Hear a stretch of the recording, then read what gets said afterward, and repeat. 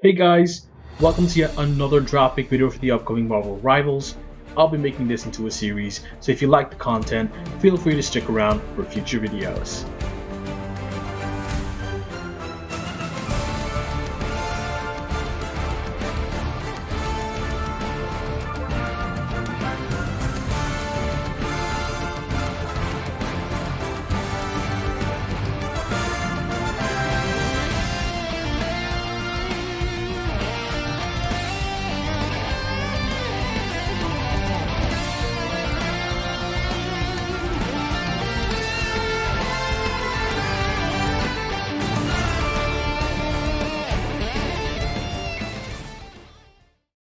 Does this character really need any introduction though? I mean, most of us have already seen the early 2000s Fantastic Four films, so we should know some surface level knowledge at least, right? To keep things short, before she was Dr. Susan Richards, core member of the superhero team The Fantastic Four, known as the Invisible Woman, she was Susan Storm. Now, depending on which origin you go with on how they got their powers, it all basically boils down to Reed, Susan, her brother Johnny, and their friend Ben getting into a spacecraft and getting exposed to cosmic radiation. As to the reason why I chose Susan over the others, well, it's pretty simple really. First of all, there isn't any Fantastic Four representation in Rivals yet, and before you come for me, yes, I know that Storm, Spider-Man, and Doom were all members at one point, but I'm referring to the core members. Secondly, it's mostly due to her force fields. Duh. Now, I didn't want Rivals to be as barrier heavy as Overwatch was, but then I thought, why not make a character whose whole identity is barrier manipulation? And this is what made Susan stand out for me so much amongst all the other characters in the Marvel Universe that have invisibility powers. So with that said, let's get to the kit.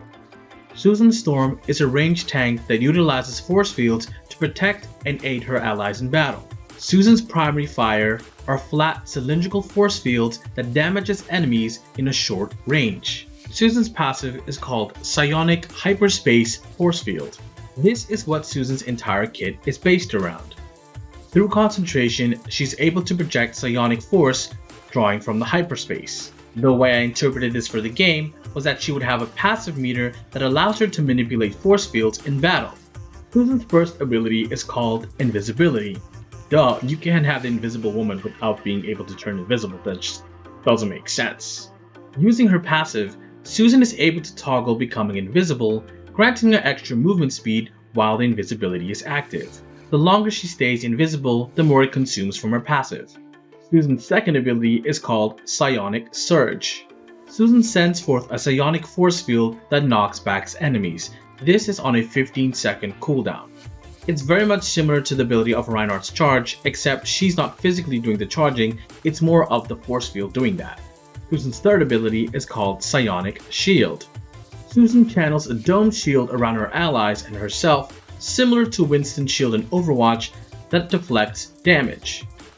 She can toggle this dome shield as long as there is energy in her passive meter to consume.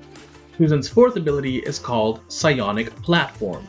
Susan creates a platform of psionic energy that has 200 health that allows her to elevate enemies or allies for a short duration of time.